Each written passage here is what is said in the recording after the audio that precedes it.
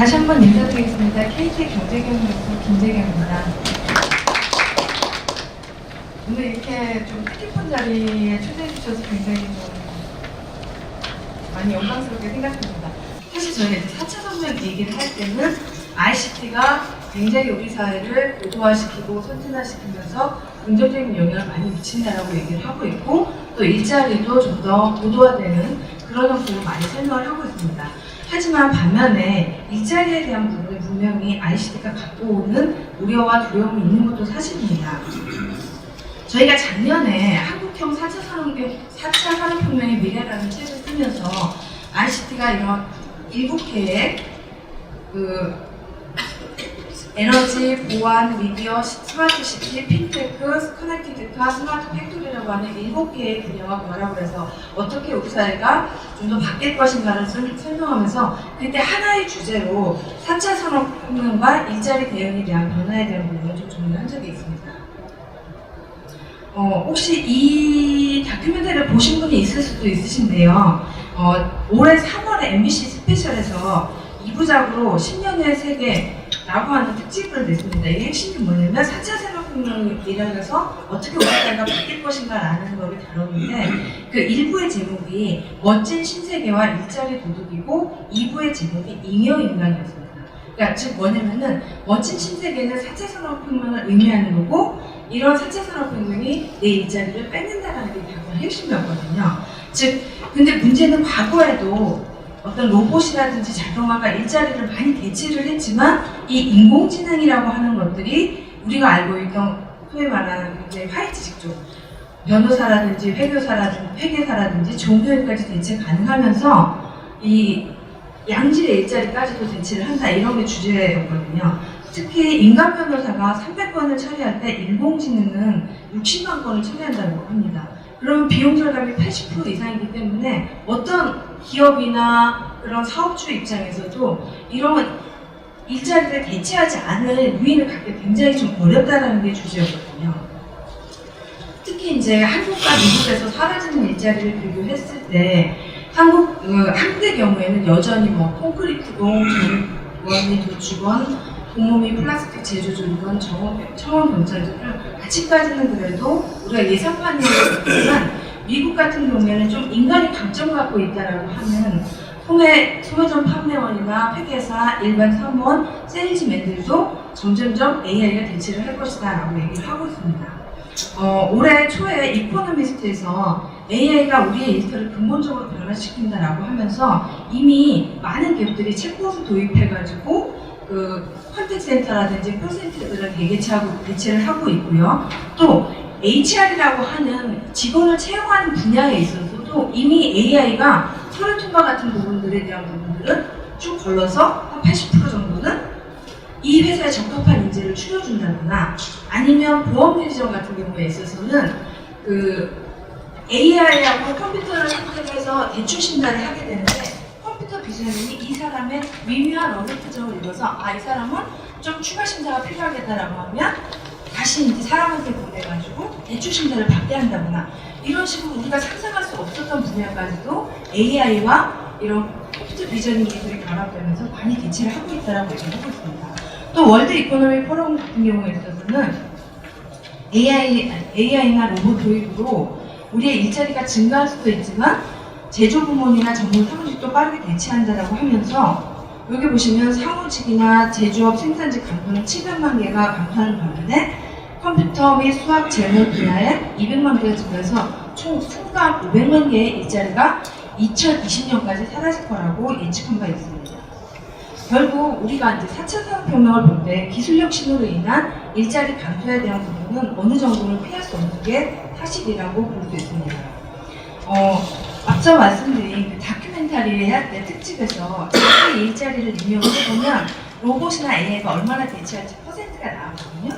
근데 대부분의 어떠한 직업도 한 40~50% 가까이 넘었다라고 보시면 맞습니다. 심지어 의사마저도 한 40~50%가 대체 가능하고, 특히 진단의학이나 이런 분야는 굉장히 많은 비율로 대체를 하고 있었거든요. 여기 보시면 전체 직무의 한 49%가 자동화가 가능하다라고 얘기를 하고 있습니다. 실제로 국내에 있어서도 월별 취업자 수 증가 전망을 보면은 월 10만 명 미만으로 굉장히 좀 과거에 40만이나 30만 규모보다 굉장히 많이 감소를 했다는 걸 알 수 있고요. 특히 청년층이나 40, 50대 자영업자의 타격이 매우 큰 것으로 나타났습니다. 그리고 최근에는 아마 저도 이제 한 휴가 때만 제주도를 많이 왔었는데 이 블로거들의 영향으로 해서 맛집 탐방이나 이런 것들을 많이 하잖아요. 근데 예전에는 대기 같은 것들은 뭐 손님이 받거나 수기로 했었는데 지금은 시스템에 입력을 해가지고 한 1시간 뒤에 전화번호를 알려주게 되면 그때 찾아가서 식사를 할 수 있게끔 한다거나, 특히 이제 대학가 중심으로는 인건을 줄이기 위해서 쿠폰을 누려서 일본처럼 식권을 아예 쿠폰으로 받아가지고 자율화하는, 무인화하는 그런 것들이 굉장히 빠르게 확산이 되고 있습니다. 결국 단기적으로는 구조조정도 경기적 요인에 의해 고용 증가가 둔화되고, 장기적으로는 기술에 의한 고용 대체 현상이 불가피할 것으로 볼 수밖에 없습니다. 저희가 잘 아는 아마존의 경우에는 극단적으로 휴머니스한 그 전체 시스템을 A부터 Z까지 다 인간이 개입하지 않는 걸 만들겠다라는 그런 포부하에서 굉장히 자동화를 빠르게 진행이 되고 있는데요. 주문의 경우에는 저희가 알고 있는 아마존 에코라고 하는 이런 음성인식 스피커폰을 활용해서 주문을 하고요. 아니면 이렇게 생긴 이제 아마존 대시 같은 걸로 해서 제가 이제 바코드 같은 것들을 찍어가지고 제 장바구니에 담게 한다거나 해서 자동으로 주문이 되면 아마존 웹 서비스에서 물건을 주문을 받고 또 물류창고로 가게 되면 키바라고 하는 로봇이 물류센터를 운반을 하게 됩니다. 요 밑에 보이는 약간 청소기 로봇같이 생긴 것들이 어떤 식으로 움직이게 되냐면 이 덱 밑으로 들어가가지고 그 물건을 필요로 하는 사람 곁으로 운반을 해주게 됩니다. 그렇게 되면은 주문서부터 이 물품 패키징까지 거의 과거에는 한 2년 전에 30분에 완료가 된다라고 얘기를 했는데 지금은 거의 한 15분까지도 단축을 한 걸로 알고 있습니다.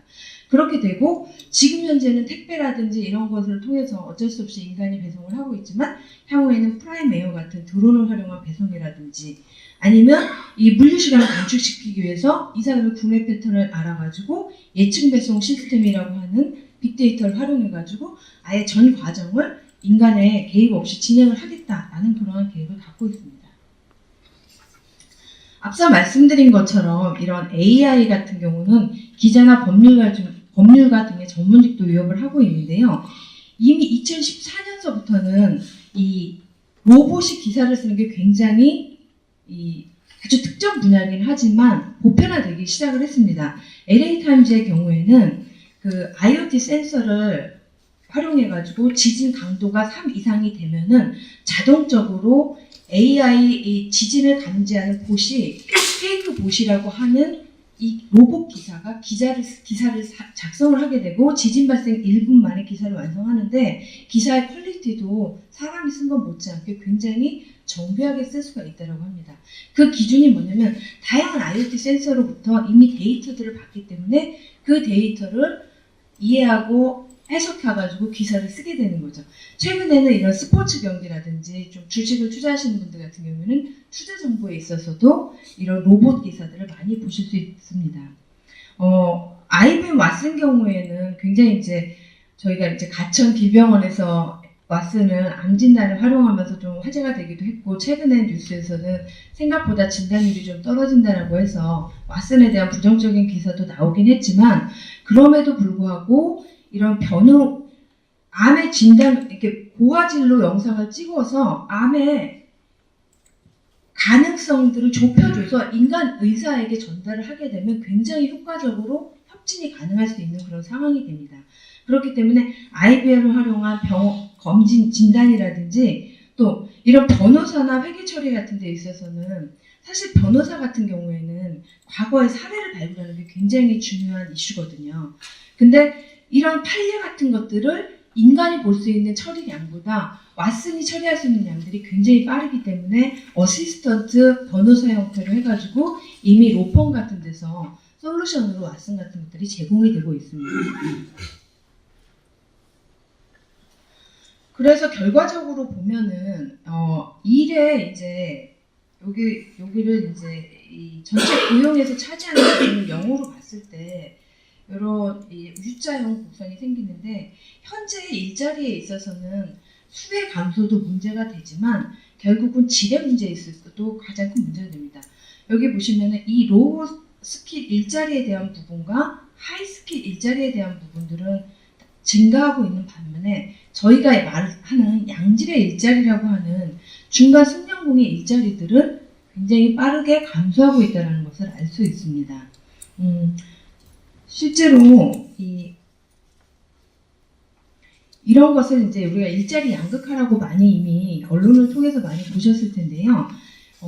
미국의 경우 1964년서부터 1912년까지 임금 상승을 비교를 해보면 이 4년제 대학과 대학원을 졸업한 인력들의 고학력을 요구하는 직종일수록 AI 등에 의한 자동화 대체가 어려워서 높은 직업 수요와 고소득이 유지되고 있는 반면에 이런 학력이 좀 낮은 분들의 경우에 있어서는 임금이 그렇게 많이 증가하고 있지 않고 있고 또 옆에를 보더라도 상위 10%의 소득 집중도를 보면 한국은 45%로 미국의 48% 다음으로 굉장히 소득이 집중되어 있는 것을 알 수가 있습니다. 그래서 결국은 어떤 우리가 이제 4차 산업혁명이라고 하는 거대한 흐름 속에서 일자리가 가져오는 변화가 반드시 좋은 것만은 아니다라는 것을 알 수가 있습니다.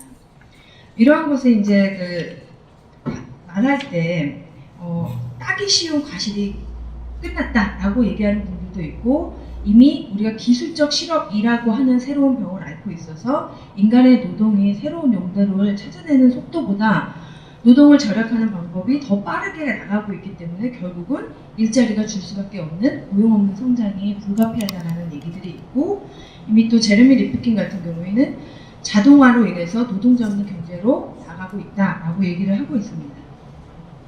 그러면 이처럼 4차 산업혁명이란 것 때문에 일자리의 변화가 불가피하다라고 하면 그거를 어떻게 봐야 되느냐가 이제 저희가 봤던 고민의 축이었거든요. 즉 우리가 과거로 되돌아가서 농업 기술이 발달을 했다고 해서 다시 이제 어떤 농업 기술을 무시하고 인간이 다시 땅을 경작하거나 이렇게 하진 않잖아요. 결국 사라지는 일자리보다는 어떻게 미래형 일자리들을 좀 더 많이 만들 것인가에 집중하는 게 더욱더 중요하다고 하겠습니다. 이미 너무도 이제 역사 같은 것 등을 많이 통해서 보셨을 텐데 1차 산업혁명 방직기 발명하고 일자리 상실에 따른 러다이트 운동이 일어나면서 어떤 사람들이 기술 혁신에 따른 일자리에 대한 불안감은 사실 오랜 기간 동안 계속되어 왔던 것이 사실입니다. 그럼에도 불구하고 통계 지표상을 보면은 기술에 따른 대량 실업이 우려에도 불구하고 전체적인 고용의 숫자라고 하는 것들은 계속 지속적으로 증가해왔다고 합니다. 여기 보시면은 잠시 감소했을 때가 있는데 이게 2000년대 닷컴 버블로 인해 가지고 일시적인 그 경기가 좀 하락된 부분, 또 2008년 금융위기 때문에 그 고용이 잠시 주축이 됐지만 장기적으로는 약간의 우여곡절이 있지만 그래도 결과적으로 계속 고용이 지속돼서 증가되어 왔다라고 얘기를 하고 있습니다. 왜 이런 것들이 가능하냐라고 하면 우리가 생산성 향상으로 인해서 제품의 가격이 많이 인하가 되면 수요가 증가합니다. 여러분들 생각해 보시면 한 10년 전이나 지금이나 아주 굉장히 고가의 물건들도 많이 증가를 했지만 우리가 정말 어떤 웬만한 이런 의류 같은 경우에는 생각보다 그렇게 많이 오르지 않았다는 걸 볼 수가 있습니다.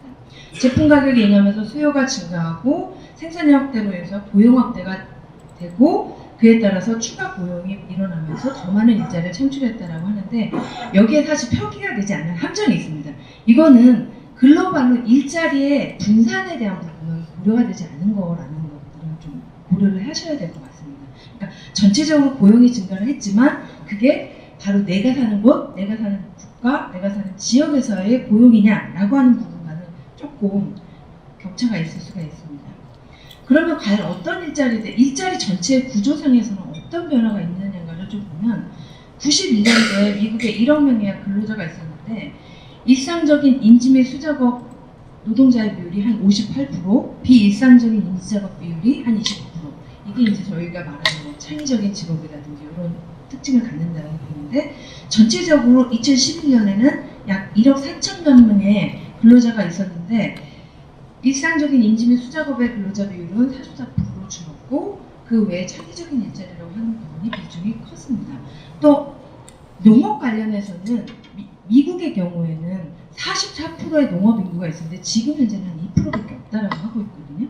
그러면 그 많은 농민들이 다 어디로 갔냐면 결국 저희가 알고 있는 새로운 일자리로 흡수됐다는 것을 알 수가 있습니다. 2011년까지 로봇으로 인해 생겨난 글로벌 산업별 신규 일자리 수를 보면 당연히 로봇 산업 응용 분야도 있지만 전기전자나 자동화라고 하는 분야의 일자리가 굉장히 빠르게 증가하는 것을 알 수가 있습니다. 이 데이비드 아우터라고 하는 MIT 교수의 경우에는 그 4차 산업인 ICT의 일자리가 분명히 줄이는 일자리도 있지만 일자리 수를 전체적으로 늘린다는 거에 굉장히 좀 긍정적인 미래지향적인 말씀을 하시는 분인데요. 실제로 예전에 이 은행의 창구에 텔러 직원들이 있었을 때 이게 다 ATM으로 대체가 됐으면 은행원 수가 줄어야 되는데 그게 아니라 1970년에 25만 명에서 2015년에 50만 명으로 증가를 하게 된다고 합니다.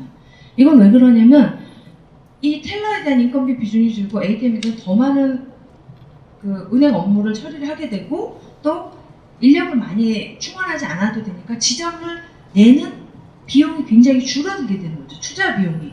그러다 보니까 지점수가 늘게 되고 그에 따른 신규 고용이 증가하게 되는 그런 얘기가 되고 또 고용의 질도 있어서도 이때만 하면 돈을 받고 빼주고 이런 어떤 단순 텔러 업무였는데 지금은 대출 상담이라든지 보험이라든지 자산 설계라든지 이런 식으로 좀 전문화되고 고급화되는 식으로 업종도 바뀌고 있다라고 얘기를 하고 있습니다. 또한 ICT 도입은 일자리가 당연히 감소가 예상되는 분야의 일자리도 확대를 시켰는데 바코드가 도입이 되면서 오히려 어떤 그 계산 전문대의 효율성이 굉장히 증가를 하게 되면서 계산원들이 증가를 하고 유통 매장도 점점 더 커지게 되고 생산성이 증가하면서 더 많은 일자리들이 좀 나오게 되고 또 하나 이제 전자상거래의 급성장 같은 경우도 소매 판매의 7%까지 점유하게 되면서 판매업 종사자의 경우에는 연 0.4% 증가를 했다라고 합니다. 2000년부터 2013년. 아마 이게 지금 제가 봤을 때는 제주도의 일자리의 구조적인 특징과 가장 밀접하지 않을까라는 생각을 하고 있습니다. 즉 일자리나 고용률에 있어서는 오기 전에 이제 봤을 때 제주도가 전국 대비 굉장히 좀 높은 수준이라고는 하지만 과연 우리가 늘어난 일자리에 대한 부분들이 우리가 원하는 일자리일 것인가라고 하는 부분을 조금 더 생각할 여지가 있을 것 같습니다. 그러면 늘어나는 일자리에 대한 부분을 가지고 어떻게 우리가 양질의 일자리로 만들 것인가를 좀 고민해야 되는 시점이 아닌가라는 생각이 들었고요. 이거는 저희가 이제 4차 산업혁명 책자에서 제안했던 내용들을 토대로 좀 정리를 해본 것입니다. 첫 번째는 융합산업의 활성화입니다. 즉 정부가 이건 제 개인 사견이기도 한데 미국을 보면은 기업과 정부는 굉장히 부자가 되고요. 국민의 소득은 굉장히 낮아지는 그런 트렌드가 있습니다. 즉 정부가 예산을 가지고 굉장히 효과적으로 쓰게 되면 굉장히 양질의 일자리나 이런 것들을 만들 수가 있다는 거죠. 근데 앞서 이제 부지사장님께서도 말씀하신 것처럼 옛날 같은 경우는 개발 정책을 써가지고 인프라 건설이라든지 이런 쪽에 개발 정책이 많이 썼다라고 하면 지금은 사회가 직면한 사회 문제를 해결하는 그런 미션 크리티컬한 서비스업에 투자를 해가지고 그것들을 통해서 사회 문제도 해결하고 새로운 어떤 소프트한 일자리를 만드는 게 굉장히 중요하다고 보고 있습니다.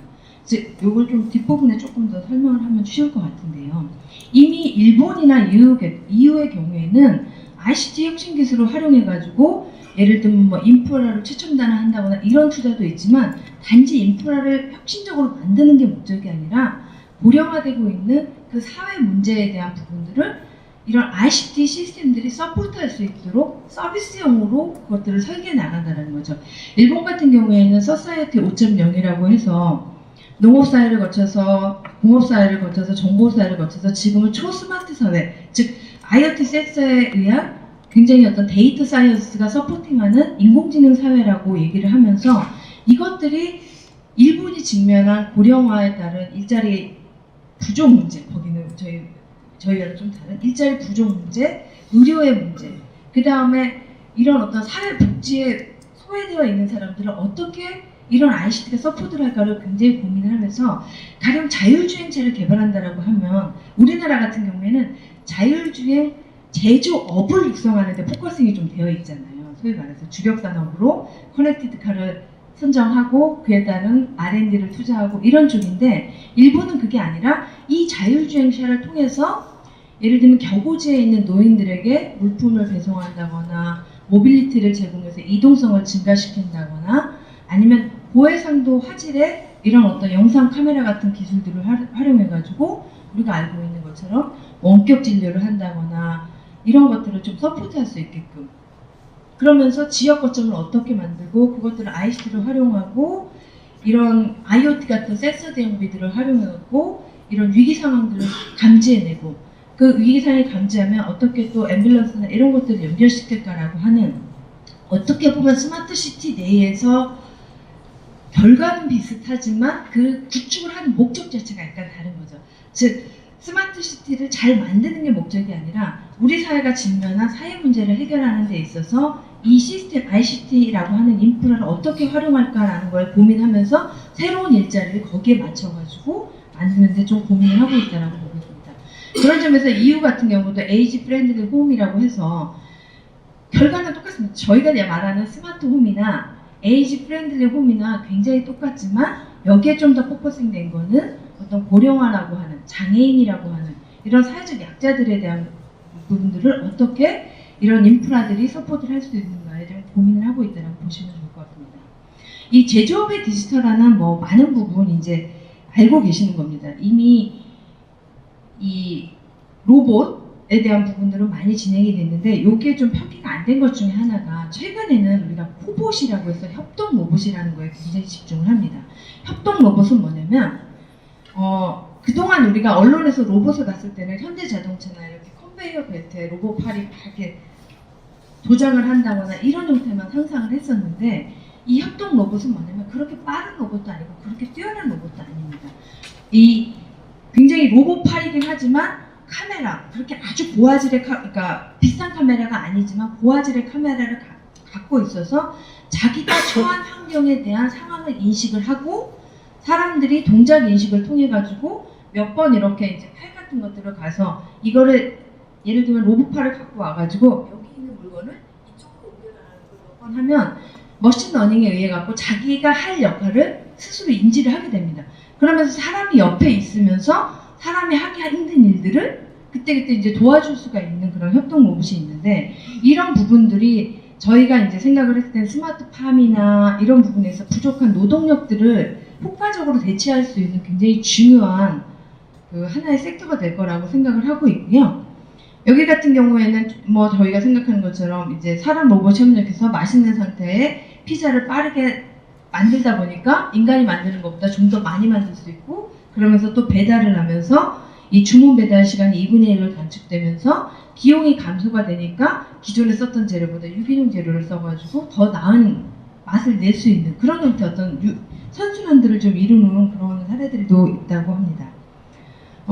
또 하나는 이미 저희가 이제 12월 1일 날 5G 상용 주파수가 상용화 됐습니다. 다만 이제 스마트폰이 아직 출시가 안 됐고 스마트폰의 경우에는 내년 4월 정도에 나오기 때문에 5G 서비스를 일반 고객분들이 이해하시 이제 체감할 수는 없는데 지금 현재 5G 같은 경우에는 굉장히 빠르게 이제 그 망 구축들이 이루어지고 있는데 이 망 구축 자체만으로도 이미 새로운 일자리가 개발형 일자리가 생기고요. 또 그런 5G를 활용해갖고 앞서 말씀드린 것 같은 다양한 어떤 AI 기반한 서비스라든지 IoT 기반한 데이터 산업들이 발생을 하면서 상당히 많은 일자리가 창출될 것으로 예상을 하고 있습니다.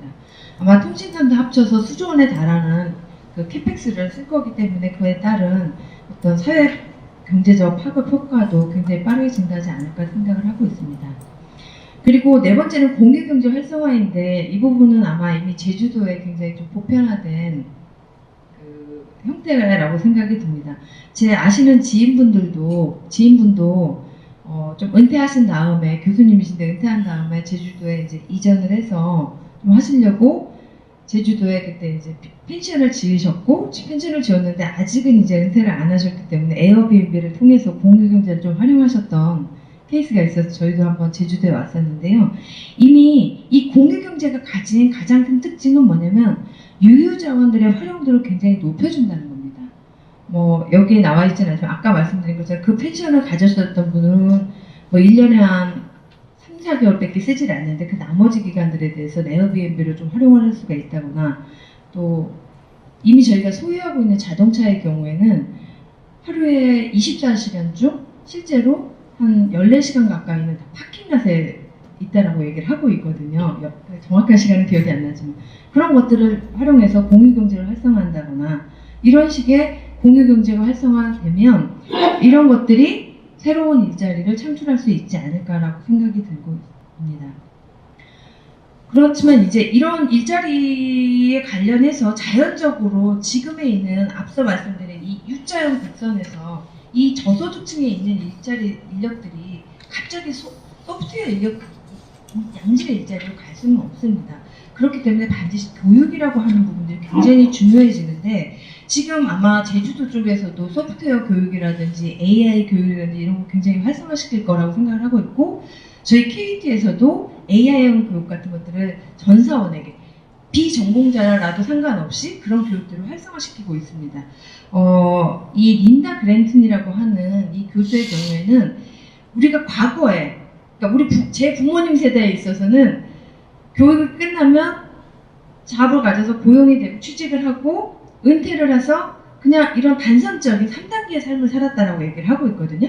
그러니까 우리가 평생 고용, 평생 직장 이런 것들이 과거의 패러다임이지만 지금은 교육과 고용과 다시 재교육과 다시 다른 곳으로 이전과 교육, 재취직과 이런 부분들이 끊임없이 진행되는 멀티 스테이지 라이프로 바뀔 수밖에 없고 그렇기 때문에 100세 시대에 맞춰서는 우리가 최고의 다 전문가가 될 수는 필요는 없지만 끊임없이 사회가 요구하는 이런 ICT 교육들을 통해 가지고 역량을 리스킬링 할 필요가 있다라고 얘기를 하고 있거든요. 이게 굉장히 좀 중요한 의미를 지니는 게 저희가 코딩 교육을 다 지금 이제 초등학생부터 코딩 교육을 의무화한다라고 하지만 다 코딩 전문가가 될 수는 없습니다. 사실 코딩 업계야말로 소수의 천재들이 사회를 바꾸는 거거든요. 그럼에도 불구하고 우리가 코딩에 대한 언어를 알고 있으면 마치 우리가 외국어에서 영어를 유창하게 하진 않아도 영어를 알고 있는 것과 모르는 건 큰 차이가 있는 것처럼 내가 이런 ICT의 랭귀지를 알고 있으면 어떤 것들이 가능하냐면 내가 하고 싶은 일들을 ICT화할 수 있게끔 하는 역량들이 길러지게 된다는 거예요. 더 좋은 건 뭐냐면 이런 비전문가들도 어느 정도 일정 정도 수준의 ICT 역량을 할 수 있도록 점점 더 쉬운 툴들이 나온다라고 하는 겁니다. 저희 KT 같은 경우에도 음성인식 기가진이라고 하는 것들을 활용해서 소프트웨어를 개발할 수 있도록 AI 음성인식 툴킷을 개발을 해서 이미 오픈을 해놨고요. 또 구글 같은 경우에도 AI를 활용할 수 있는 비전문가라도 AI를 활용할 수 있는 그런 것들을 만들어놨고 또 이 아두이노라고 하는 이런 소위 말하는 마더보드 키패드 같은 걸 사가지고 약간의 소프트웨어만 하면 내가 내 스스로 자동 청소기 같은 걸 만들 수 있는 그런 세상이 되는 그런 시대가 왔다라는 거죠.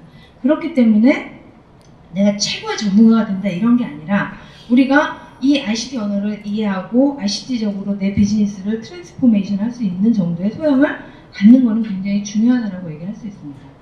그렇게 되면서 이제 그렇기 때문에 지금 많은 기업들이 이런 일자리 업스킬링이나 리스킬링 관련해서 굉장히 많은 예산을 들여서 투자를 하고 있고 저희 KT 내에서도 예전에는 명퇴하고 구조조정하고 이렇게 했지만 그게 사회 전체적으로 바람직한 것들이 아니기 때문에 직무재전환 교육 등을 통해 가지고 또 이제 다시 한번 이제 리스킬링 하는 것들을 지원을 하고 있습니다. 그리고 우리가 이제 과거에는 집단 교육이 많았거든요. 지금도 아마 연수원 교육 같은 것들이 많을 텐데 집합 교육이 갖고 있는 장점과는 달리 온라인 교육이 갖고 있는 맞춤형 교육들을 굉장히 저렴한 비용으로 할 수 있는 툴들이 굉장히 많이 발달하고 있습니다. 즉 지금 이제 예를 들면 제가 토익 같은 거를 시험을 보려면 예전엔 제 세대는 YBM 학원을 다녔습니다. 종로에 있는 굉장히 큰 학원을 다녔는데 있는데 지금은 몇 번 테스트를 해서 앱에서 문제 몇 개를 딱 풀어보면 아, 이 친구의 수준은 몇이구나 라고 해서 이 친구 수준에 맞는 문제를 계속 그 프로그램에서 제공을 합니다. 그렇게 되면 자기 수준에 맞는 것들을 통해 가지고 점수들을 높일 수도 있는데 이런 AI 기능을 활용해 가지고 이 사람에게 최적화된 수준을 맞춰주는 툴들이 빠르게 지금 발전을 하고 있다는 거죠. 그런 관점에서 이제 제가 이제 재원을 해보면 제주도에 앞서 말씀드린 것처럼 고용률이나 이런 부분들은 전국 대비 굉장히 좋은 상황이라고 알고 있습니다. 그럼에도 불구하고 어떤 관광산업 위주, 도소매나 숙박음식점 위주이기 때문에 양질의 일자리라고 하는 부분들이 좀 어렵고 또 이런 걸 통해 가지고 모든 젊은 세대에게 꿈과 비전을 갖게 한다는 건 좀 다소 한계가 있을 거라고 생각이 듭니다. 그런 관점에서 좀 제주도가 이미 갖고 있는 아까 사회 문제를 해결하려고 했더니 테스트 베드, 살아있는 어떤 제주도 자체를 리빙 랩화하는 그런 시도들을 정부 차원에서 굉장히 많이 하고 있다고 저는 알고 있거든요. 그런 것들을 활용해서 이런 제주도 특화 ICT 융합 서비스에서 이런 걸 서포트하거나 이런 것들을 활용할 수 있는 교육을 병행을 한다라고 하면 좀 더 나은 양질의 일자리, 그 다음에 더 좋은 이런 직주 근접의 제주도를 만들 수 있지 않을까 생각을 해봤습니다. 예, 이상으로 발표는 마치겠습니다. 네, 고맙습니다.